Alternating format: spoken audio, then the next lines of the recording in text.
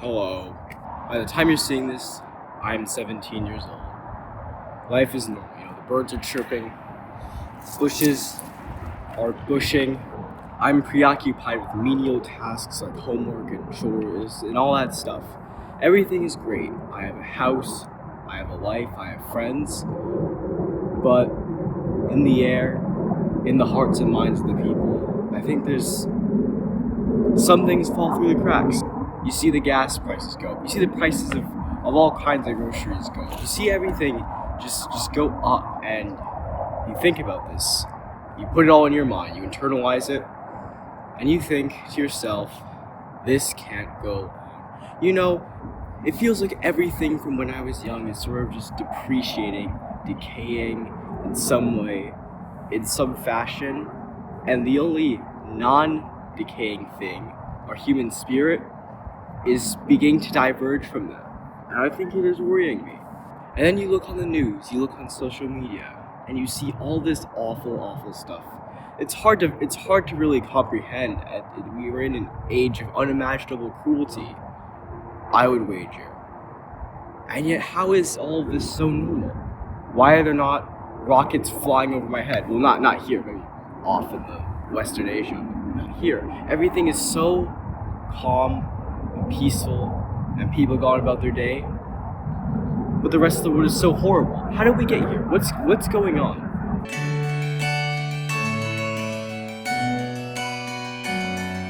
The more I research about this, it's only taken me like a year and a half maybe. The more and more I look into this, unfortunately, the more angry I become. Let's start with the worst aspect of all, people. People associate this type of stuff where, you complain about the world and say, oh, everything's horrible with like school shooters and serial killers and all those are horrible people. I don't really know why. There's a guy over there. This guy over here, he's listening to Joe Biden. That's the type of guy I really want to kill. I want to gank him. No, that's not how any of this works. But I do think there is a huge problem with how people talk to each other, and it's making everything go to shit. And I think, I'm part of the problem. Look at what I'm doing right now. I think there are so many people. I don't think actually social media is to blame for all this. I think people have always been, living in their little bubbles. Here, like, I live in America, right? There's 300 million of us. You can't have that big of a bubble. But now that the internet's out, everyone's bubble is just, they're all bursting. And you can see what the effects of people living inside of them has been, and it's quite unprecedented. I wasn't much of a political guy before last year, actually. My life is doing great, okay? My life is doing great. Don't worry about me, okay? At least in the near future. I think I will survive this, but that doesn't change the fact that right now, the world is getting worse, and it is getting worse at a rate that I've never seen before. I've seen the world get worse before, but rarely have I ever felt the total acceleration down. We're in free fall almost, and I'm gonna try and make that case today. I don't know if I'll be successful. You might disagree with me, but I will try my hardest. People are so full of shit these days. And I don't mean people as in, the guys, walking on the sidewalk next to me. They're awesome people. I talk to them all the time. Sometimes I spit in their faces and they laugh. I'm talking about the people with large Twitter or Instagram accounts. I don't know, I'm holding up 3. I only listed 2 things. Now, anyone with too much time on their hands can pretend to care about something. You saw that whole discourse about the BBC refusing to edit out, that guy screaming with Tourette's screaming the N-word? You know how many people on Twitter pretended like their opinions were worth anything during that time? It's probably millions. That's millions of collective seconds. That's dozens of collective days probably wasted on talking about something, and almost none of them considered the fact that the foot of the blame lies on the television broadcasters for not cutting that fucking segment out. You could have avoided all of this, and nothing meaningful came of that. And you see this time and time again. You see these people carry that fucking monkey with the plush. I don't even remember its name, but it's everywhere, and it'll die out in 2 weeks, and you all forget about it. Okay. If you're watching this in May, you will have no idea what the hell I'm even referring to. But these things take up so much of our time. And I really think that caring about useless shit is almost as bad as apathy. Almost as bad as, let's talk about that apathy. I used to know so many people. In fact, I was one of these people themselves who considered, themselves apolitical. They didn't care about politics. It was above them. And there's this sort of elitism about that. Like, oh, all you puny people are fighting each other. Well, I could sit in my high horse and just, go along with my life. Life is great. This is an incredibly privileged position to have. Being well-to-do and privileged means you can weather a shit ton of politics, and so you can not care about it. But there's a lot of people that, things do affect. You hear, 20 million people got, Medicaid cut. That's just a number. That's just a number to you. I'm surrounded by all these trust fund people who have, like, 4,000 square foot houses, because that's just the area I live in. You don't see these people suffering. And it's okay, you don't have to, telepath every single homeless person's thoughts into your head every day. That's okay. But even a little bit of effort and awareness would go just so far today. Those people who whine about being apolitical. American elections have had like very low turnout. It'd be surprising. Even the most well-known election, the national presidential election, which are actually state-run, by the way, barely get like 60% turnout on a good day. Back in the 19th century, that turnout used to be as high as 80%. You know how? Because people were paid to vote by their political party. I'm not kidding. That's literally how they did it. I'm not suggesting we bring that back. You could even go the reverse way. You could do what Australia does and steal their money if they don't vote. But let's be real here. No one in this country would support. That being said, so much of the shit that's going on in Washington right now can be traced back to these people who don't care. There are even more of them than the people who voted this whole system in. And that's not to say that unproductive activities cannot be helpful or rewarding, okay? I sit on my ass and play video games all the time. But at least that is way more fun and even more social than arguing about useless shit all day. And especially pretending that you're a better person for arguing about that shit. You aren't. And in fact, that's a golden opportunity to improve yourself by refocusing your efforts on stuff that does help.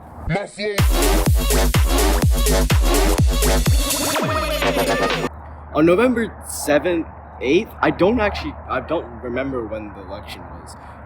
The day immediately after, I got out of bed. I didn't even look on the news, actually. I just went down to have breakfast. It was a Wednesday, I think. I think election is on Tuesday. I don't even know my stuff, okay? But that's alright. Because I can't vote, and no one in my family can, so... that is... I can get away with it. You can't. You guys have, like, no excuse. I went down, and my mother was sitting just at the dining table, just looking down, somewhat pensive, somewhat disappointed. And I immediately knew exactly what I had gone down that last night. I didn't need to check, but I knew.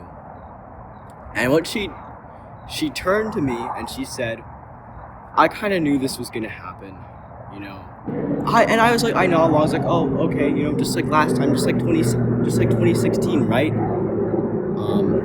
And I can't even begin to describe, like 13 months later, how fucking absurd of a reaction this is. How absurd normal has become. 77 million people voted for a fucking child rapist who's blackmailed by Israel to lead them. And they said, yeah, this is our guy. This is the face of our country now. And what's even more shocking was that this result wasn't surprising. And people gave all sorts of shit like, oh, we campaign managing 107 days, all that fuckery. I don't for a second believe any of this should be normal. And I was not scared at the time. I didn't really care. Part of me wanted to seem like cool for not caring. I talked about this before. But I have never seen someone so spectacularly fail at such an important job. Okay? Literally every single thing this guy has campaigned on has been lies. We're at war now. We're at war. Children are dying. And I'll talk about that later because I have a lot more to say about that. Everything's more expensive. they're letting more forever chemicals in our water. Like that's just something you should just not gloss over. You know, they want to drill coal again. Is it fucking 1850? You think in what world do these people operate where they can justify flip-flopping on all this?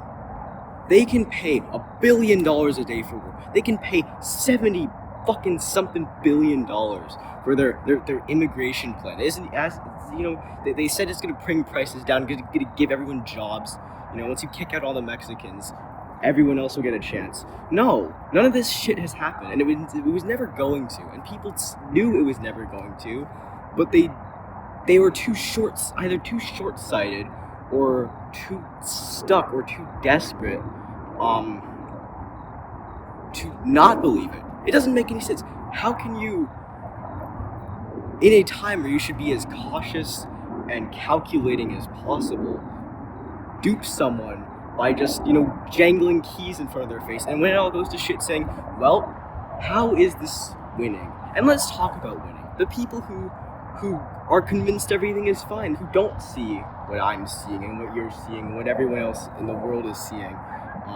Because they're, again, too addicted to useless shit, useless things that don't matter. Okay, to them, being an American is about how many times you use your American flag condom and recite the Pledge of your Allegiance before your colonoscopy. And it's all a huge circle jerk. And remember, the amount of people who actually think this way is inflated by shit like, you know, bots on Twitter. So don't take it too seriously. If you do see someone acting like this, it is quite a huge disconnect, I think, from the principles of improvement.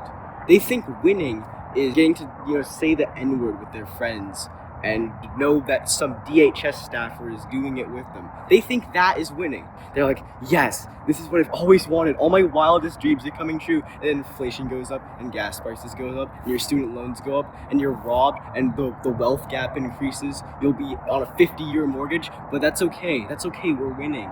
I cannot imagine how fucking stiff of a tongue you have to keep on just the bootlicking act at this point. I mean, it's all an act. Unless you're one of the rich-ass, you know, industry plants, your Ben Shapiro's, your Krillin Hollihans of the earth. It is completely detached from reality. We don't live in 2017. We cannot afford to argue about dumb shit. We just can't. You have to understand when you're playing a zero-sum game, okay? If you're in a percentile system, you know, that's a zero-sum game. There's only 100% to go around. If you're talking natural resources, no. If you're talking money, no. And if you're talking about time, absolutely, you have to budget your time. You can't get more time out of thin air. You just can't. And if you waste it on bullshit, that's it. It's gone. And the world will get worse as a result. Give it to you. Oh my God! So what is the consequences of all this? What is the consequences of admitting Jeffrey Epstein's best friend into the world's most privileged position on earth?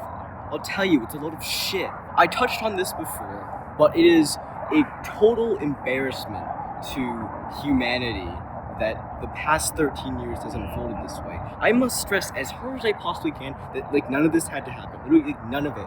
You know, the whole tariff thing could have been avoided if people used the term import tax, which means the exact same thing, but because we associate the word tax equals bad, and tariff equals, oh, I don't know what that is, but the government says it's good, so it must be, that's created this whole situation. And so they turn to these dick riding competitions. You see people like, you know, Vivek Ramaswamy or Elon Musk, who hate this country and everything it stands for, try to say shit like, oh, our American identity is not a scalar, like, factor or whatever.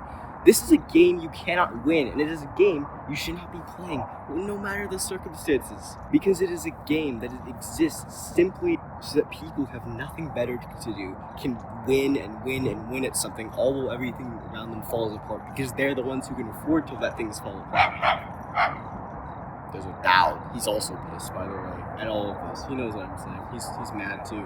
Really, really bad people, and they come from, like, all over, but they all converge on, you know, us all happening to be friends with each other, and all happening to be evil, like, fuckers.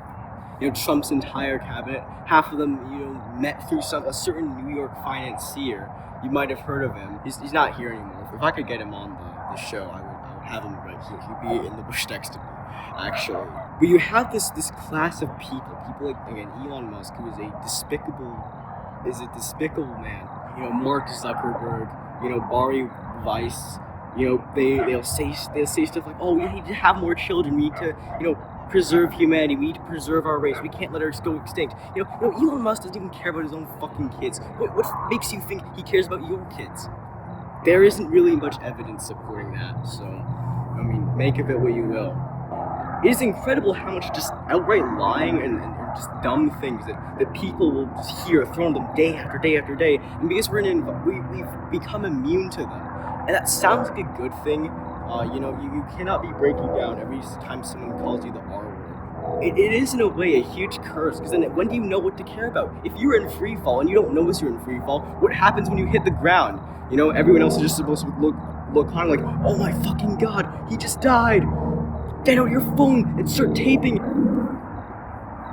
But that doesn't change the fact that 20 to 30% of people still approve of what's been going on in the past year and a month or so. Yes, 20 to 30%. That is tens of millions of people. At least with China or Russia, you can pretend the little citizens are just little cattle. They just go about their day. They can't change their government. But this is supposed to be. We're supposed to be better than all of that. That's the whole point of this system. Is we're supposed to be better. We're supposed to, if someone touches a kid, you should kick them out and you should send them into the slammer. If someone has an affair with a staffer until it abuses her until she sets herself on fire, what the fuck? Get him out of here. And yet 200 of our representatives are like, no, we can't do that because then we might lose our power. We can't have that happening. Absolutely shameless, absolutely spineless. More and more of the time, I realize that Congress and all their wonderful powers, they could tomorrow decide, enough is enough. We're getting rid of all you freaks. 25th Amendment, and they write the strongest worded letters you've ever seen, and they would be out of there within days. But they won't do that, and they never will. They've had 400 days to do it. And they're not going to start now, I don't think. And you hear about all this. Our system has been compromised. It's been taken over by just these evil, spineless fucks who have all the power in the world to care and change and do all this shit, and they choose not to. They choose to preserve easily one of the worst status quos of all time. This is helpful for literally several thousand people. If you're a Shell executive, you're sleeping pretty well tonight. But I cannot believe that at every possible opportunity for the past year, our government has just been absolutely committed to screwing us over, covering their own asses, generally making everything worse. Our Secretary of Health and Human Services shot heroin every single day and thinks that we are just now obligated to give a fuck about whatever he says. Our former Department of Homeland Security, I was gonna film this a day ago, it's already outdated, shot her fucking dog. What the fuck, man? We've had inflation before. We've had worldwide pandemics before. We've had unchecked immigration before. That's all the shit they always go on about. It would all be so wonderful if 100 million people just picked them up, threw them out the back, and then we come in and we take all their shit. Except that hasn't even happened. It's not a good idea in the first place. It's a horrible idea. But they keep saying it's good, and they keep saying it's gonna happen, and they just don't do either of those things. They kill citizens. And the thing is, especially with the killings of people like, Renee Good, Alex Preddy, Keith Porter, all they could have done was say, look, we got a bit of a loose cannon on us. We're gonna discharge him. We apologize. I'm sorry. Wait. And they would have moved on, and it would have completely been fine. No, everyone would have just been forced to suck it up. Well, they apologize. Well, they say it won't happen again. Well, they took accountability. We don't all just be forced to suck it up. But they didn't do that. Instead, they doubled down. They doubled down on lying about what we all saw on video. And they do that because, one, they don't care, and two, they think this is good, actually. I think people underestimate the January 6th event. There's some people like, oh, you know, it wasn't that bad, you know, it could be worse, But what's really bad about it is that it definitely foreshadowed the lack of accountability we see today. We could have, you know, stopped this from ever happening, and we wouldn't be in this mess we are today. Maybe the world would still be shit, but it would be better shit. It would be shit more worth living in, something I could be proud of, and I'd be okay with it. They could have done that, and they just didn't. It was incompetently handled by an incompetent administration who didn't know how to fucking do anything, and it was led by an ancient man with cancer. And I have known ancient men with cancer before, and they can be awesome people, but they can't really, you know, lead the world's most powerful nation. Quite an unfortunate situation, and one that definitely would not, you know, hurt us in the long run. Because guess what? We're at war now.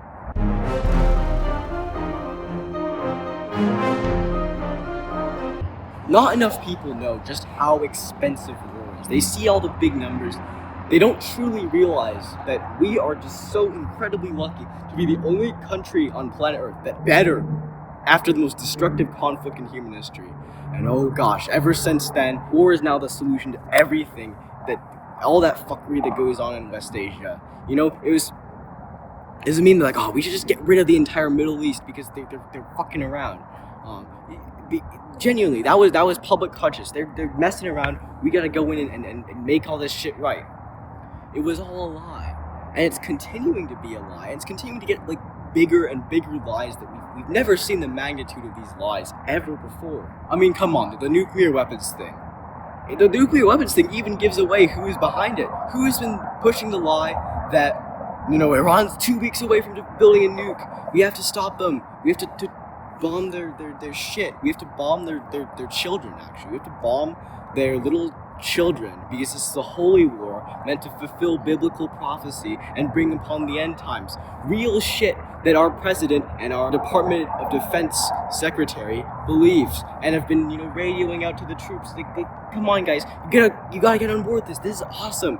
We're gonna all be whisked up in the clouds while the rest of us eat shit. How can you run a country like this? How can you? What will you call any other organization that uses armed force to terrorize children, bomb them into submission, all in the name of God, and destroying the infidels, and all your awesome tattoos about it? Definitely the tattoos. Those are like a big deal nowadays. You call them terrorists. Our military is a fucking terrorist organization. How did this even happen, man? I could probably look into it, but I don't really want to right now, because it doesn't really change the fact that this is where we're at. And I'm just supposed to sit down and eat shit. I'm supposed to be proud of this. They want you to be happy. They want you to smile and see all the rockets and shit and be like, oh, this is great. This is what it... God bless America. They openly threatened to, like, annex Canada for some reason, and that, of course, you know, freaked everyone out. But everyone there, I have lots of family over there who I love. And they of course freaked out, because this is not a good thing to hear from the world's most powerful country. We will suck you up. You'll be in my little belly now. You don't want to hear that from them. That's pretty bad news. Over here, everyone's like, oh, it's just a joke. You know, you're too soft. What fucking world do you live in? And I can't believe just seeing how far people were willing to go with this. Because at any time in the past 10 years, all these people who support it could have had the time to just get off the train and say, all right, no, this is too far. I'm going to stick to my principles. You know that like Thomas Massey guy? He's pretty cool. He's a bit nutty. You know, all it took for him to actually stand up for justice, and just this once, was having a little bit of a spine, just a few principles. Got him to say, yeah, you know, that Silicon Valley technocrat guy, let's work together to take down the parasites who rule over us. Let's do that. All it took was a little bit of a spine, a little bit of principles to do the right thing. That's all it took. You only need a few dozen more people with that spirit, and I think they're all around us. I've definitely met more than 538 people in my life who are virtuous and good enough to do the right thing. So where are they over there? What is this meritocracy we've been sold? Is a total lie. It baffles me.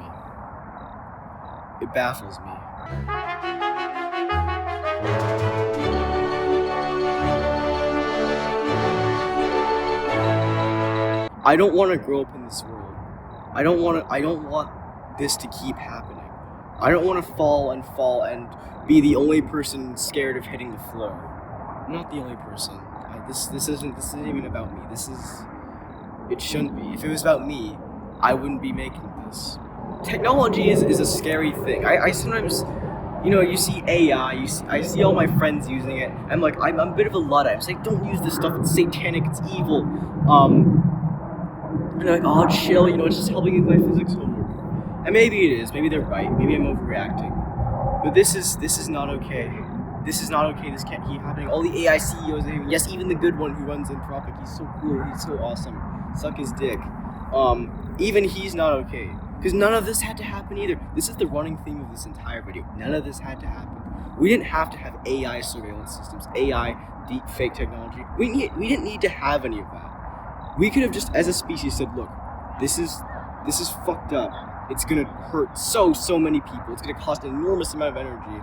It's gonna remove trust as a thing. It's gonna ruin the internet. And they just couldn't stop themselves. Because the thing in the world, it's so hard to do.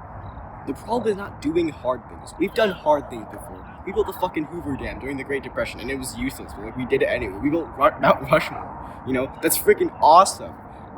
The problem is stopping dumbasses and evil people from doing easy things.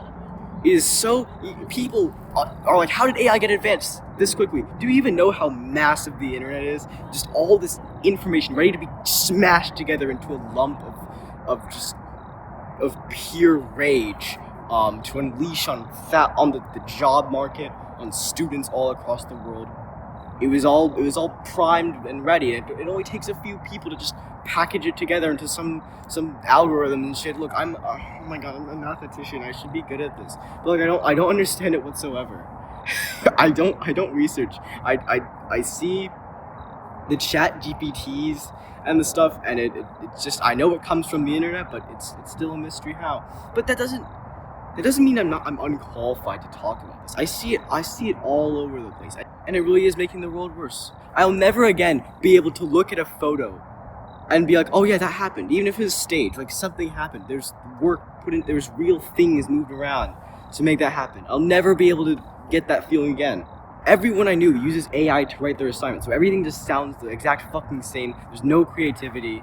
It's draining people's brains. They don't even know how to fucking count anymore. The cell thing point is a complete lie. You think AI technocrats want you to have universal basic income or whatever they say? No, they don't. They want a world... Okay, people compare this to like photography or trains or the Industrial Revolution. Yes, all of those did replace manual labor, but they didn't replace humans. Humans were still there. The whole point of AI is to provide an alternative to work, and that's just incompatible with society. Okay, what happens next is not gonna be pretty. I used to be like whole doom and gloom, everyone's gonna die because Moore's law, exponential growth. But whatever happens, I still think it's bad. I don't really believe in that stuff anymore, but I still think it's all gonna be pretty bad. And I think this whole, just take it up the ass, it's fine, mentality has been very destructive. Because again, all this AI shit would disappear tomorrow. If everyone's like, you know what, I don't want to use it anymore, and they just stop using it. But that is never going to happen. It is too idealist to happen.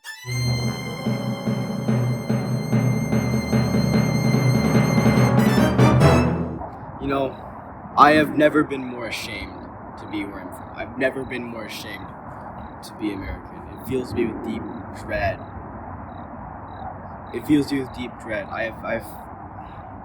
I know people from all over the world, and they are horrified. And I don't know what to tell them. These people are my friends and my family, and I'm seeing this land that I love so much. I'm claiming to love so much. Its leaders are failing us and trying to kill people over it. And I see all this, and I'm like, I'm disappointed. And I don't think this is a bad thing. I cannot, in good faith, support what our country is doing right now. I can't. That would make me a monster. That would make me complicit in all of this.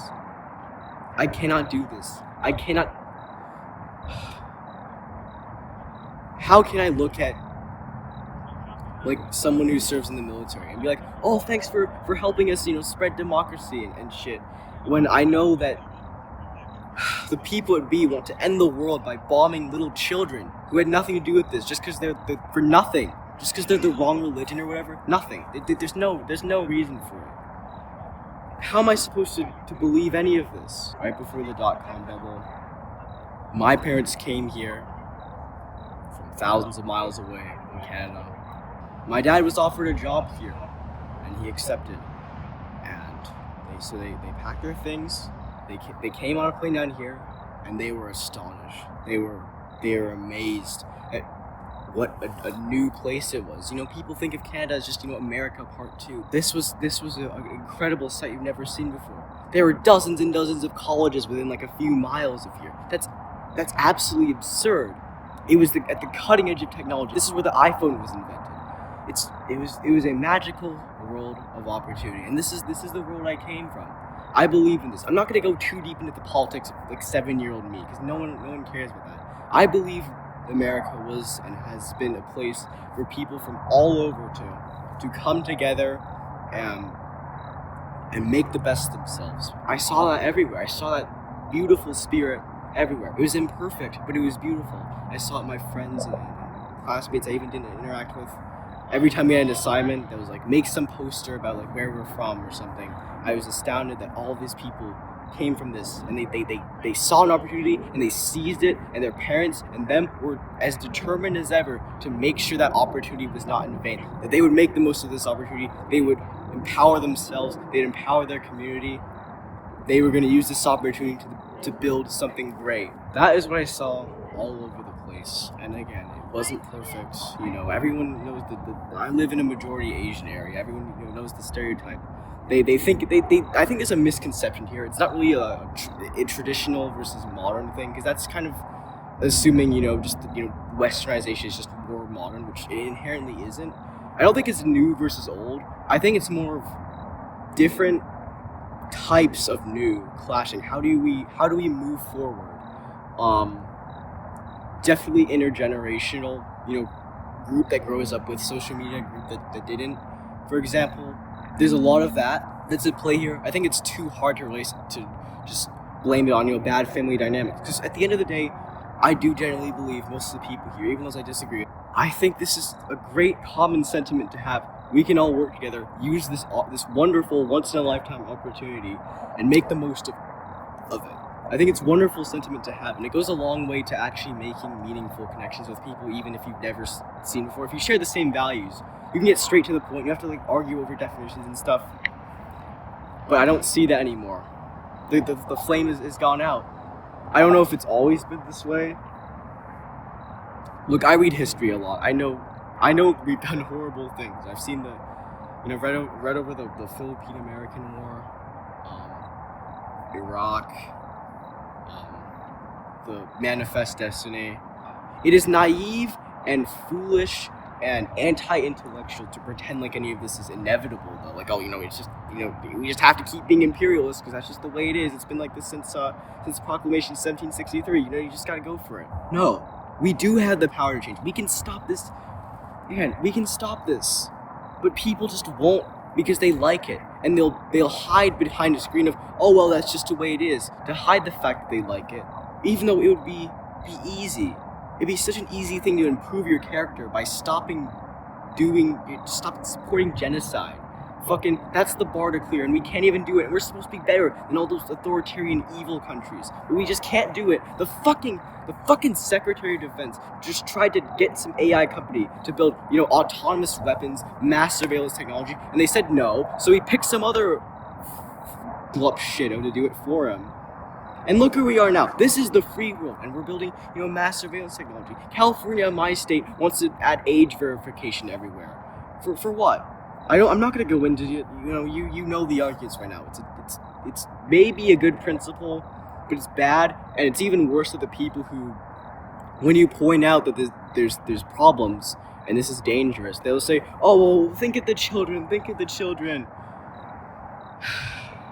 Look, like, what do you even do at this point? Next year I'll be 18, and I'll be voting harder than anyone has ever voted ever. Which is gonna be awesome to see. You guys have to check that out. It all feels so sad in a way. It all feels so sad that this is like the one linchpin of like our entire system. And there's again a growing class of people who think they're above all this. They think it's frivolous. They think, oh, you know, all the politicians are bad. Left and right are both bad. I love centrism, and then they just like don't do anything. They don't realize not just that not doing anything is supporting the status quo, because I hear that a lot, because it really isn't. Things will shift beneath your feet regardless. But it is the smugness that this is portrayed as an intellectual or smart position, this not voting thing, that annoys me. There are people in this country who cannot seem to fathom that winning 51% of votes in an election should not be a mandate to stick your dick out in front of the entire function. Okay?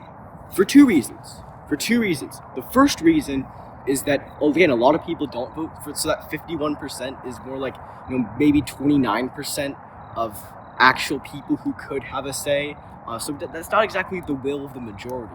And second is the tyranny of the majority. You know, what if you really hated short people? So all the people above average height and slightly below it conspire to just, you know, have a national holiday where like you beat up someone who's 5'5". You know, if you just went off majority rule, mob rule, you could do this, and there's nothing they could do about it. This is why we have rights. This is why human rights matter. So you have a moral frame and legal framework to say, no, you cannot do this. Democracy is cool, but it has its limits. And I think this is what more people need to realize. Victory is not a mandate for being a dumbass, and it should never be. No one intended for this system to be. And I don't really know how to fix it. You know, I've offered a few solutions for this video, but this is like the one thing I don't really know how to convince people, because it's just statistics, it's just like math, you know? And that's as far as it goes. But nothing's ever stopped. So what can we do about all this? Well, I think it's important to count your blessings. I see so many people around me who are wonderful people. I see some bad people. I see some bad in myself even. But I think that there are so many people out there who are willing and deserving of being leaders. There's so many people out there who can fix this. This ship of the United States has such a huge amount of inertia, but we have so many people who are strong enough to push it anyways. And I think that's wonderful. I mean, once the Boomer Reich is defeated, I think it'll be a lot easier. But I still have hope. Because there are still people here. There's still wonderful people here. I see them every day. And I talk to them every day. It is an honor to talk to my friends, my family every single day. Because even if we disagree, we can disagree again about the frivolous stuff. We all actually give a shit. And that's all it takes. That's all it takes, is giving a shit and doing stuff like you give a shit. I don't know when we're gonna get out of this mess. I might be dead before this world gets better. You might be dead before this world gets better. But that's okay. That's okay. That's no reason to surrender to an avalanche of bullshit. You don't need to. I think the whole Pandora's box thing about hoping at bottom, I think that's some nonsense, you know, some Greek tragedy garbage. No, hope is wonderful. Because fear in a situation as complex as this is such a bad thing. Immediate danger. You're supposed to be more heightened. Every second counts. You have to think on your feet. But a danger such as this is less tangible, and yet it elicits the same response, even though the best thing to do is the exact opposite. You need caution. You need certainty. You need understanding. You need to think things through. You need to plan ahead. How do you go from the physical emotion of immediate danger to a more abstract danger like that? Hope. Hope is what gets you out of that mindset and into the things that allow you to course correct. I don't know how many people will watch this video. I know, you know, there's probably gonna be some like murderer watching it. If you're one of those, hi, could you like stop? But I think there's a lot of good. And I think giving up hope is just, it's something you can't really afford to do. I love this world.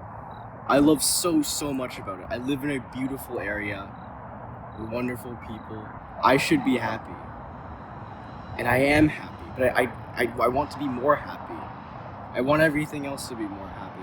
I don't have all the answers. No one has all the answers, and if you think you do, you haven't lived enough. I think things are bad. I think things are bleak. I think they're getting worse. I could go on and on about how everything's getting worse, everything's getting worse, everything's getting worse. I will never say forever. Unless I do, in which case, shit.